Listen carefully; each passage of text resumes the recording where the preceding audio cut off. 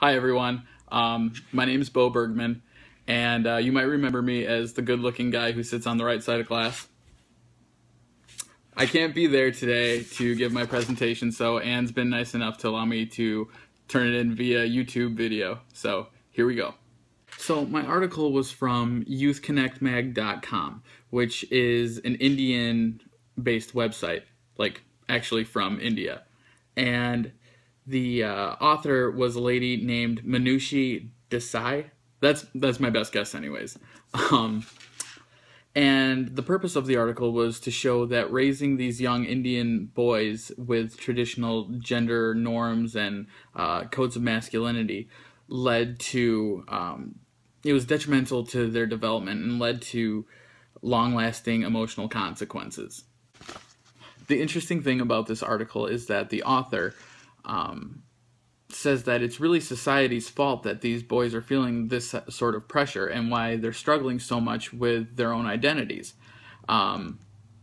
These norms are the cause of insecurities and come with this long-lasting psychological damage because these young men don't know where to go or how to release their stress or the difficulties that they're having in a healthy way. She also states that the media reinforces these gender norms and glorifies negative expressions of emotion through violence. There's oftentimes in Indian cinema that shows young men or men in general just acting out of violence in inappropriate times. Not that there's ever an appropriate time for violence, but I digress. She notes that these boys have a hard time with emotional expression because any sort of outbursts will leave them vulnerable to ridicule and teasing.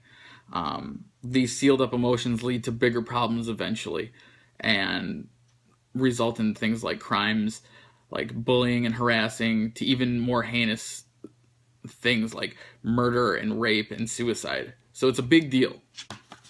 The story offers a lot of information that reinforces some of the things that we've been covering in class.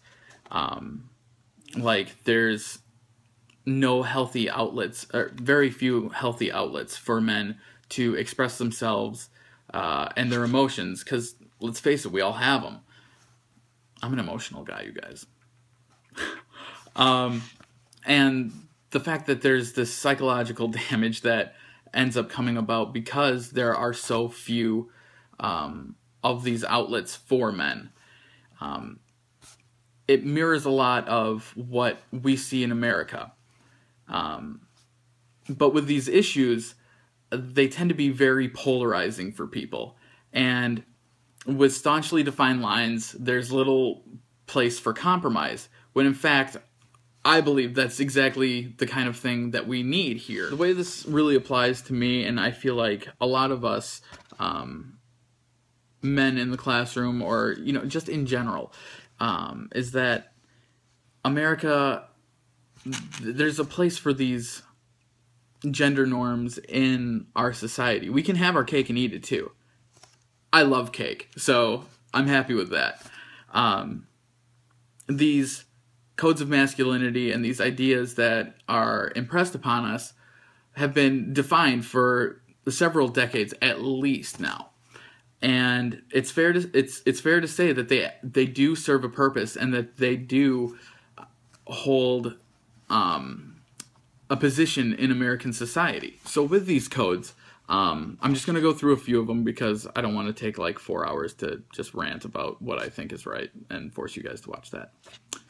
But with these codes, such as like the sturdy oak that tells us men should be emotionally strong, men should be self-reliant and protective of others, as well as some other things. I'm not going to lie, this part of the video is going to be really self-serving. But what exactly is wrong with those things? And where can we compromise with that as well? I think that the enlightened, intelligent part of society knows, of course, men have feelings too. We hurt, we know fear, we know joy, and a whole bunch of other emotions too. It's okay to express these things. It's okay for us to feel happy and to feel sad and, struggle with depression too. It's all part of being normal. It's not, feelings are not gendered. Everybody knows them.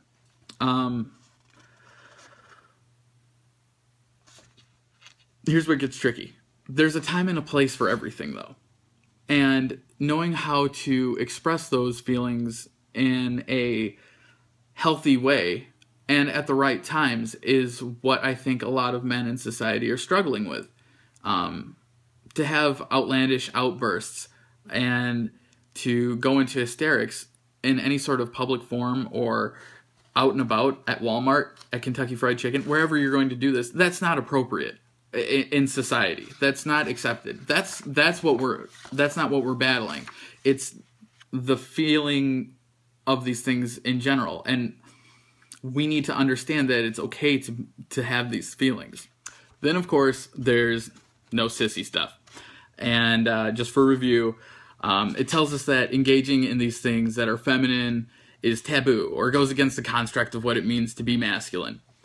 And there's an incredible amount of tasks, chores, and activities that become needlessly gendered. And I believe that all has to do with one's own perception of those things. Laundry, cooking, sewing, these are all things that people should know how to do for themselves, regardless of their gender identity. You should be, as adults, we should be able to take care of ourselves. However, on the other hand, there are things that are uniquely gendered and would be seen as inappropriate in society to do. And I think it's okay to maintain a semblance or an idea of these being, certain activities being gendered, like buying bras. I should not buy a bra. I don't need a bra. I should never, ever buy a bra because that's something that women need that or use or like, or I don't know what you guys do with them. But the point remains the same, that there are still activities out there that are okay to remain gendered. Of course, there's the big wheel, and this encourages men to be successful and to work to elevate themselves. I don't understand why this is a gendered, like, code. I don't know why this is for exclusive to men, because I think everybody should be working to better their situation and to be productive members within society, regardless of whatever you identify yourself with. To suggest anything contrary is simply making excuses for people who don't desire to better their own situation. Not everyone needs to have a Mercedes. I'm not going to say that. And I think it would be ridiculous to imply that everyone should reach the same level of success. That's not practical, and it's never going to happen. But everyone who is able should be expected to work hard, to educate themselves, and to be productive members of their community or their society or whatever. There's nothing gendered about success. There's nothing that should be gendered about making your own way and doing well. I think that's something that everybody should really strive for and should really put efforts into becoming. Then, of course, we have the sexual conquistador. And for the sake of this class, or being a decent gentleman right now, I'm not going to advocate promiscuity for the sake of promiscuity, like getting down just to get down. Anyways, I don't know why this is gendered. I think that anybody who feels like it's appropriate to engage in a consensual, like, adult relationship with another person, that's their business, you know? And I don't think that anybody should be targeted because of what they do behind closed doors, or in their car, or in the park, or wherever people do that sort of thing. I think that society as a whole needs to drop the whole idea of slut shaming and to just treat others with dignity, regardless of regardless of where you are on that or what you do or whatever. We're all people. We all have our own lives, and I don't think it's anybody else's business. So if you want to share those things, go for it. If you want to tell your buddies about those things, go for it. But I think society has a long way to go here in being more accepting of one another and the things that we do. Lastly, we have new terrain. And I feel like that this is the part where men who understand the basics of being a responsible adult will shine. With the exception of the ridicule and calling people out and stuff like that, because I don't think that really holds a place in society. I think that that part's pretty needless within society. I think that fathers need to play an active role in the development of their children and raising them. I don't think this is rocket science. I think that this is pretty straightforward here. And to transcend these norms is everything that I've been talking about in the last, 5 minutes. Being emotional in the appropriate ways, to drop the stigma about chores and tasks, to do the work when it needs to get done, be productive with your life, have goals, improve yourself, be accountable, and use your sick days when you really need to, or unless you're getting paid for them, use them. Otherwise, you're just leaving money on the table. Again, I digress. What we need to do here is to realize that there's good potential in these gender codes and embrace those and ditch all the stuff that doesn't have a place to be helpful or constructive. We need to realize that we are all human and we're all on our own journey and we're all making our way the best we can. And we need to stop just being so judgmental. I think it's that simple. And we need to start treating each other with equality because that's what good people do to one another. Desai stated that it's all of us, the whole society, who is bringing up their boys all wrong. And I can agree with that to a point.